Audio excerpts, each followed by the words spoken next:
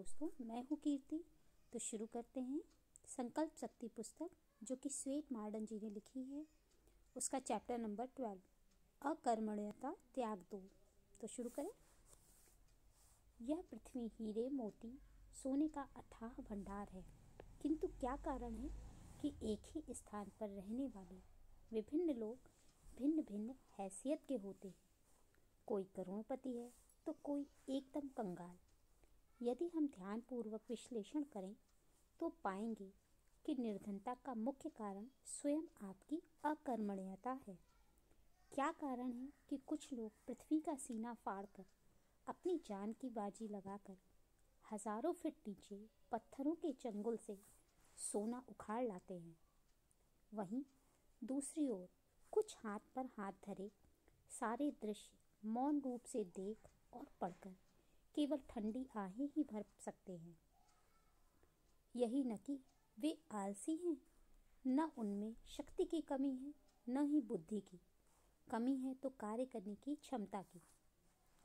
संसार भवन निर्माण के साधनों से भरा पड़ा है, परंतु क्या कारण है कि मनुष्य अपनी स्थिति से समझौता करके बेघर बनना गवारा किए हुए है और हाथ पैर हिलाकर पसीना बहाकर घर बनाना नहीं। जिस कार्य को एक व्यक्ति कर सकता है उसे उतनी ही शारीरिक क्षमता रखने के वाला दूसरा व्यक्ति क्यों नहीं कर सकता। परंतु हम तो अपने मन को कुचल कर रखते हैं, आत्मविश्वास को दबाए रखते हैं, आकांक्षा को छोटा और तुच्छ रखते हैं। प्रकृति ने कभी किसी के साथ कोई पक्षपात नहीं किया, उसने सभी के लिए निष्पक्ष रूप से अपने भंडार खोल रखे हैं। परंतु यह तो मनुष्य है जो अपने को इस संपदा के योग्य ही नहीं समझता और सदैव अपने को इस संपदा से विच्छिन्न रखता है।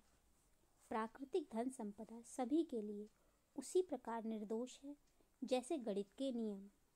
यदि हम अपार धन संपत्ति के नियमों का पालन करें तो वह विशाल जल स्रोत हमारी ओर प्रवाहित होने लगेगा। जो स्वयं अपने आप को संदेह के घेरे में चुपचाप बैठा है वह किसी विशाल सफलता की प्राप्त को असंभव मानता है। धनी कौन बनता है? उत्तर है वही व्यक्ति धनी हो सकता है जो अपने विचार और कर्म को विपुल साधनों में लगाता है, अपरिमित प्रयत्न और चेष्टा करता है। जो जितनी चेष्टा करेगा उसे उतनी ही प्राप्ति होगी। चक्की में जितना अनाज डालोगे उतना ही आटा निकलेगा। यदि आपने अपनी चेष्टा को अपने मनचाहे धन की प्राप्ति में लगा दिया तो निश्चय ही वह आपके पास आकर आपको धनी बना देगा। हमें अपने मन में विशाल धन माल पाने का विचार लाना चाहिए, उसे प्राप्त करने का निश्चय करना चाहिए। उसके बाद ही हम उसे प्राप्त करने में सफल हो सकते हैं। जब हम अपने विचारों को क्रियान्वयन करते हैं तभी फल सिद्धि प्राप्त होती है। यदि हमने विचार का बीज ही नहीं बोया तो फसल कहाँ से उगेगी। गरीबी के विचार सदैव जैसा चल रहा है उससे अधिक प्राप्ति को असंभव समझना आदि ऐसे विचार हैं जो आपको दिन प्रतिदिन दयनीय स्थिति की ओर घसीटते चले जाएंगे, क्योंकि जैसे आपके विचार होंगे वैसा ही प्रयास होगा। अभावों से घिरा व्यक्ति विशाल धन संपदा को कैसे मूर्त रूप दे सकता है। कहने का तात्पर्य यह है कि हम अपने जीवन में जिस पदार्थ को एकाग्र करते हैं उसी की प्राप्ति करते हैं। हम जो काम करते हैं, हमारे जैसा विचार करते हैं, हमारी स्थिति, मनोदशा, किस्मत और उपलब्धि भी उसी के अनुरूप ढलती जाती है। हम उसी लक्ष्य की प्राप्ति कर सकते हैं जिस लक्ष्य की ओर हमारे जीवन की समस्त शक्तियाँ केंद्रित कर दी जाएंगी। यदि हम अपने मन को निर्धनता पर ही केंद्रित कर दें तो इसका मतलब यह हुआ कि हमने अपने मन को अयोग्यता पर ही केंद्रित किया। इसके विपरीत यदि हम अपने मन को अपार धन संपदा और साधनों पर केंद्रित कर देंगे तो धन संपदा का प्रवाह स्वयं हमारे कर्मों पर आकर गिर जाएगा। यदि हम इस बात पर विश्वास रखते हैं कि संसार के सर्वोत्तम तत्व हमारे लिए बने हैं तो उनकी प्राप्ति भी हमारा जन्मसिद्ध अधिकार है। स्वास्थ्य, प्रसन्नता एवं धन संपदा पाने के हम पूरी तरह अधिकारी हैं और हम उन्हें पूरी तरह प्राप्त करके रहेंगे। बाधाएं आएंगी परंतु आपके प्रयत्नों को देखकर वह स्वयं चली जाएंगी। सुंदर विचार होना संपन्नता अर्जित करने की पहली सीढ़ी है। याद रखिए, मन की स्थिति बदले बिना आप अपने जीवन स्तर को नहीं बदल सकते, क्योंकि हमारी उपलब्धि उतनी ही सुंदर होगी जितनी सुंदर एक मॉडल के बाद उसकी इमारत होती है। मनोवृत्ति में परिवर्तन किए बिना आप अपने इर्द गिर्द की परिस्थिति को नहीं बदल सकते। आप अपनी मनोकामना के लिए जितनी उत्तम योजना बनाएंगे, जितना आप अपने आप को शक्तिशाली समझेंगे, लक्ष्य उतना ही तीव्रता से भेदा जाएगा। क्या आपने कभी तोप के गोले के बारे में पढ़ा या सुना है? फेंकने वाले की प्रबल शक्ति उसे दूर तक जाकर प्रबल प्रहार करने का सामर्थ्य प्रदान करती है। साहसी व्यक्ति सदैव यही कहता हुआ मिलेगा, मैं उत्साह हूँ, मैं शक्ति, मैं बल हूँ, मैं शांति हूँ। विपुल धन संपदा मेरी मुट्ठी में है, क्योंकि मेरे पास उसे पृथ्वी की परतों से खींच लाने की शक्ति है। वह पूर्ति के अपरिमित भंडार का अपने को एक अंश मानता है। वह संसार के समस्त परिवारों को अपनी विरासत समझता है। वह ईश्वर की सर्वोत्तम रचना है। आवश्यकता है तो दृढ़ता, अटूट निश्चय की, जो आपकी महत्वाकांक्षा है, उसकी पूर्ति के लिए इतना प्रयत्न और परिश्रम करो कि वह कार्य आपके करने योग्य और संभव हो जाए। यह मत सोचिए कि आप कभी न कभी कामयाब होंगे, बल्कि कामयाबी के साकार रूप तो आप हैं। आप भविष्य में प्रसन्न क्यों रहिए, बल्कि आपका तो जन्म ही प्रसन्न रहने के लिए हुआ है।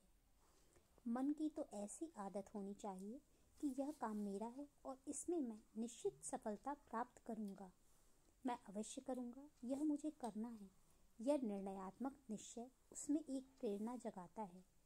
प्रेरणा ऐसे जागती है कि वह निर्णयात्मक निश्चय योजनाबद्ध ढंग से काम कर शुरू करके अवश्य सफलता प्राप्त कर सकता है। प्रबल शक्ति से ही सफलता निकट आ सकती है।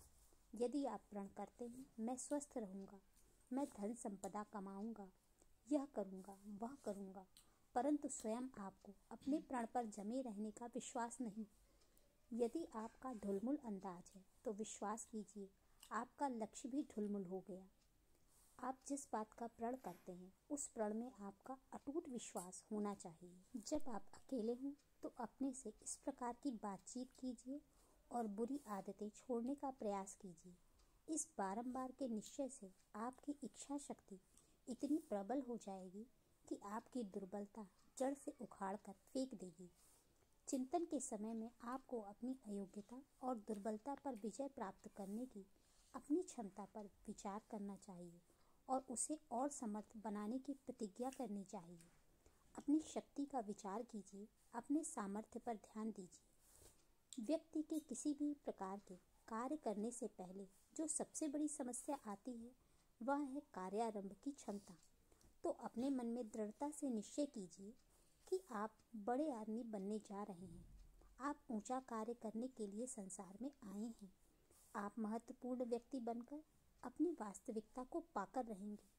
यदि आप रात के समय में अपने बिस्तर पर जाइए और यही कहते हुए कि आपने दिन भर ये गलतियाँ की, इतनी बार मूर्ख बने, इतनी बार अपमानित हुए, तो इसका अर्थ यह हुआ कि आप अपनी वे सारी गलतियाँ, वे सारे धोखे कल फिर खाने वाले हैं। केवल भूलों को याद करें और दुखी होने से आप सफल नहीं होंगे, बल्कि सफलता पाएंगे तो इस निश्चय के बाद कि आइंदा आपको इन गलतियों से कैसे मुकाबला करना है। यदि आपने इन कठिनाइयों से सामना करने का दृढ़ रास्ता खोज लिया तो समझ लीजिए कि अगले दिन आपसे यह गलतियां नहीं होनी हैं और कुछ प्रयासों के बाद आप निश्चित रूप से सफल होंगे। सफलता के लिए आत्मचिंतन उतना सहायक होता है उतना कोई भी अन्य उपाय नहीं होता। न्यूयॉर्क का एक युवक प्रतिदिन प्रातःकाल सेंट्रल पार्क में भ्रमण करने जाया करता था। इस प्रकार उसे अंतर्मन से वार्तालाप करने का अवसर मिल जाता था। इस वार्तालाप में वह अपने आप से कहा करता था, दिन भर चाहे कुछ भी हो, मुझे अपने आप को आपे से बाहर नहीं होना चाहिए।